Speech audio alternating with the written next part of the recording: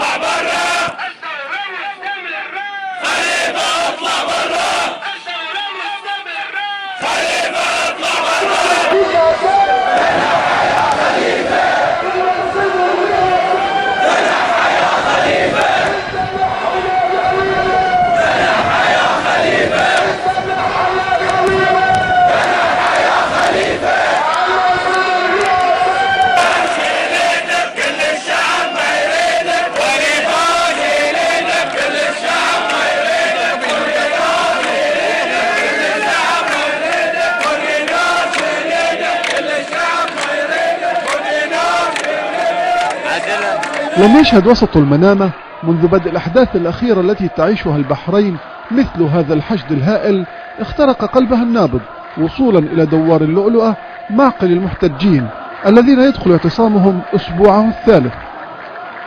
الرسالة هذه المرة كانت كغيرها من السابقات، وإن اقتصرت على الدعوة لإسقاط الحكومة.